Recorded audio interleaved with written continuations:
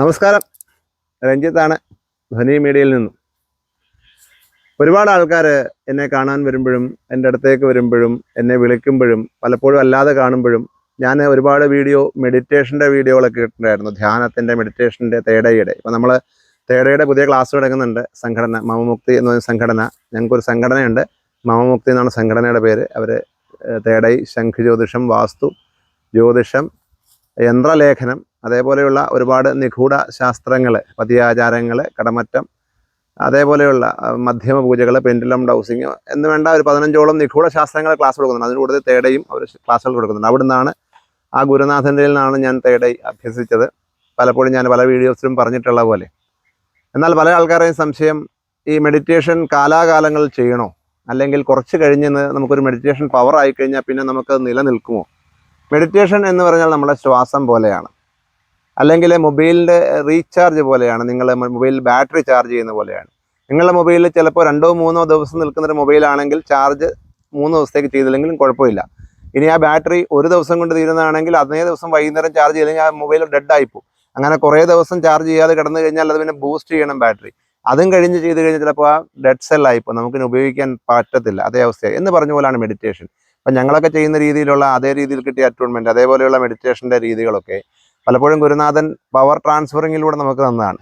അത് പാകമായ ഒരു കൊല, അല്ലെങ്കിൽ പാകമെത്താത്തൊരു കൊല നമ്മൾ ചൂളയിലൊക്കെ വെച്ച് പഴിപ്പിക്കുന്ന പോലെ നമ്മൾക്ക് ആ ഒരു ലെവലിലേക്ക് പെട്ടെന്ന് എത്താൻ സാധിക്കുന്ന രീതിയിൽ ഷോർട്ട് കട്ടായിട്ട് നമ്മളെ ഇതിലേക്ക് എത്തിക്കുന്നതാണ് അറ്റൂൺമെൻ്റ് എന്ന് പറയുന്നത്. അപ്പം അതുകൊണ്ട് തന്നെ അതിനെ സപ്പോർട്ട് ചെയ്യാൻ മെഡിറ്റേഷൻ അത്യാവശ്യമാണ്. അല്ലാതെ നമ്മളിപ്പം എന്തെങ്കിലും ഒരു അസുഖം വന്നു, അല്ലെങ്കിൽ മറ്റ് അശുദ്ധി വന്നു, കുലവാലായ്മ വന്ന് കുറച്ച് ദിവസം മെഡിറ്റേഷൻ ചെയ്യാതിരിക്കുന്ന പോലെയല്ല.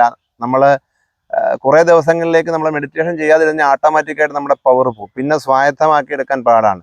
പിന്നീട് ഞങ്ങളുടെയൊക്കെ ഒരു മെഡിറ്റേഷൻ പ്രോസസ്സ് എന്ന് പറഞ്ഞാൽ ഗുരുപരമ്പരകളുടെ ഭാഗമായിട്ട് കിട്ടിയാണ്. എൻ്റെ ഗുരുനാഥൻ, ഗുരുനാഥൻ്റെ ഗുരുനാഥൻ, അതിൻ്റെ ഗുരുനാഥൻ എന്ന് പറഞ്ഞാൽ ആ ഒരു ഗുരുശിഷ്യ പരമ്പരകളുടെ ബന്ധമുണ്ട്.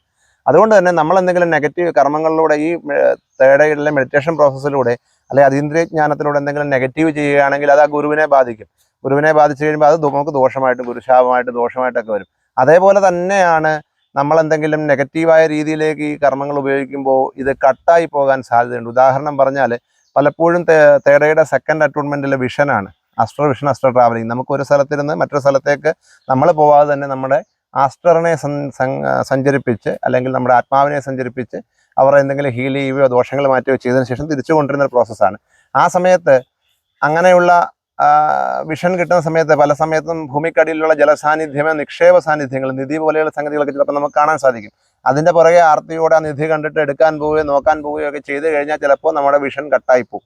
അതേപോലെ നെഗറ്റീവായിട്ടുള്ള കാര്യങ്ങൾക്ക് ഇത് ഉപയോഗിച്ചാൽ, തെറ്റായ കർമ്മങ്ങൾക്ക് ഉപയോഗിച്ചാൽ പലപ്പോഴും നമ്മുടെ വിഷൻ കട്ടായി പോകുന്നതായിട്ട് കണ്ടിട്ടുണ്ട്. ഒരിക്കൽ എൻ്റെ ഗുരുനാഥൻ എനിക്ക് പറഞ്ഞു തന്ന ഒരു രീതി, നമ്മളിപ്പോൾ ഇരിക്കുന്ന ഒരു കടവിലാണ്.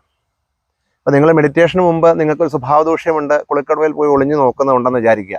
നിങ്ങൾക്കത് മെഡിറ്റേഷൻ ശേഷവും അത് ചെയ്യാം. എന്നാൽ നിങ്ങൾക്ക് ഈ സിദ്ധി കിട്ടിയിട്ട് മെഡിറ്റേഷനിലൂടെ ഒരു സ്ഥലം കാണാം. അപ്പോൾ നിങ്ങൾ വിചാരിക്കുക ഇവിടെ കുളിക്കടവിൽ ഇരിക്കുന്ന ആൾക്കാരെ ഒന്ന് കാണണം, വീട്ടിൽ ഇരുന്നിട്ട് കണ്ണടച്ചിരുന്ന് കുളിക്കടവ് കാണണം എന്ന് വിചാരിച്ചാൽ ഒരു തവണ ചിലപ്പം കണ്ടേക്കാം.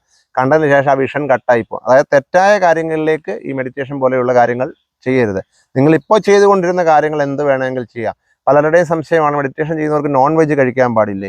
ഭക്ഷണം കഴിക്കുന്നതിനൊന്നും ഒരു നിയന്ത്രണവുമില്ല. പക്ഷേ ഞങ്ങൾക്കൊക്കെ സംഭവിച്ച പോലെ ചില കാര്യങ്ങൾ നമുക്ക് ബ്ലോക്കായിപ്പോൾ. ഇപ്പം നിങ്ങൾ നോൺ വെജ് കഴിക്കുന്നവരാണെങ്കിൽ ഓരോ നോൺ വെജ് ഐറ്റമായിട്ട് ബ്ലോക്കായിപ്പോൾ. എൻ്റെ ഒരു സുഹൃത്തുണ്ട്, അവർക്ക് ആദ്യം ബീഫ് ബ്ലോക്കായിപ്പോയി, അതിനുശേഷം ചിക്കൻ ബ്ലോക്കായിപ്പോയി, അതിനുശേഷം മുട്ട. കാരണം ഇത് ബ്ലോക്കാകുന്ന ഇതിൻ്റെ മണം കേൾക്കുമ്പോൾ തന്നെ, അറിയുമ്പോൾ തന്നെ അവർക്ക് ഛർദ്ദിക്കാൻ വരും, അല്ലെങ്കിൽ ഛർദ്ദിക്കും. അതിനുശേഷം മുട്ട ബ്ലോക്കായി. പിന്നീട് അവർ മീൻ കഴിക്കുമായിരുന്നു, ഇപ്പം മീനും അത് പതുക്കെ ബ്ലോക്ക് ആയിക്കൊണ്ടിരിക്കുന്നു. അപ്പം അങ്ങനെ ഓരോ സാധനങ്ങളൊക്കെ ബ്ലോക്ക് ആയിക്കൊണ്ടിരിക്കും. ബ്ലോക്ക് ആയി കഴിഞ്ഞാൽ പിന്നെ ഈ സാധനം നമുക്ക് ചവറ, വേസ്റ്റ് പോലെയാണ്.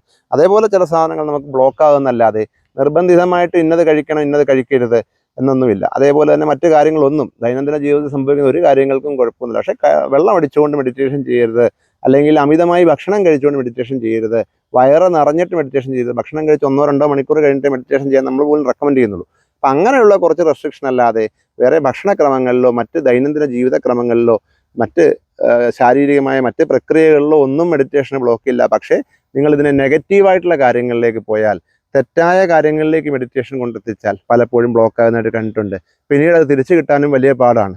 ഒരുപാട് ഞങ്ങളുടെ സംഘടനകളിൽ പഠിച്ച ആൾക്കാരൊക്കെ നല്ല ലെവലിൽ എത്തിയിട്ട് പലപ്പോഴും മറ്റ് നെഗറ്റീവുകളിലേക്ക് പോയിട്ട് അവർ വിഷനൊക്കെ കട്ടായിട്ടുണ്ട്. ആ കട്ടായി പോയതൊക്കെ തിരിച്ച് കിട്ടിയിട്ടുമില്ല. വലിയ പാടാണ്. ഗുരുനാഥൻ വിചാരിച്ചാൽ പോലും ചിലപ്പോൾ ഇത് തിരിച്ച് കിട്ടണം എന്നില്ല. അപ്പം അതുകൊണ്ട് തന്നെ നെഗറ്റീവായ കർമ്മങ്ങൾക്കും നെഗറ്റീവായ കാര്യങ്ങൾക്കും ഒരിക്കലും മെഡിറ്റേഷൻ പോലെയുള്ള കാര്യങ്ങൾ ഉപയോഗിക്കാതിരിക്കുക. പ്രത്യേകിച്ച് നമ്മളെപ്പോലെയുള്ള അല്ലെങ്കിൽ എൻ്റെ ഗുരുനാഥന് കൊടുക്കുന്ന പോലെ അറ്റോൺമെൻറ്റ് കിട്ടിയവർ അങ്ങനെ ഉപയോഗിക്കാതിരിക്കുക. നല്ല കാര്യങ്ങൾക്ക് വേണ്ടി മാത്രം ഉപയോഗിച്ചാൽ മെഡിറ്റേഷൻ ഒരിക്കലും കട്ടാകത്തില്ല. പക്ഷേ നിത്യം മെഡിറ്റേഷൻ രാവിലെയും വൈകിട്ടും ചെയ്യാൻ പറ്റുന്ന ഏറ്റവും ഉത്തമം. അതിന് എവിടെയും ഇരുന്ന് ചെയ്യാം. വീട്ടിൽ ഇരുന്ന് ചെയ്യണമെന്നില്ല, ബസ്സിലിരുന്ന് ചെയ്യാം, ട്രെയിനിലിരുന്ന് ചെയ്യാം, നമ്മളുടെ ഓഫീസ് റൂമിൽ ഇരുന്ന് സ്വസ്ഥമായിട്ടിരിക്കുന്ന സമയത്ത് ചെയ്യാം, എപ്പം വേണേൽ ചെയ്യാം. പക്ഷേ നിത്യം ചെയ്യണം.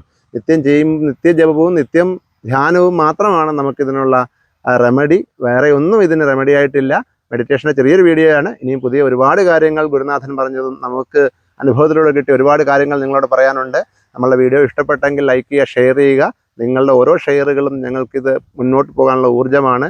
നിങ്ങൾക്കറിയാവുന്ന സുഹൃത്തുക്കൾക്കും മറ്റ് ഗ്രൂപ്പുകളിലേക്കൊക്കെ ഷെയർ ചെയ്യുക, ലൈക്ക് ചെയ്യുക, സബ്സ്ക്രൈബ് ചെയ്യുക. സബ്സ്ക്രൈബ് ചെയ്യാത്തവർ സബ്സ്ക്രൈബ് ചെയ്യുക. പുതിയൊരു വീഡിയോ ആയിട്ട് വരുന്നവരെ ഞാൻ വിട വാങ്ങുന്നു. നന്ദി, നമസ്കാരം.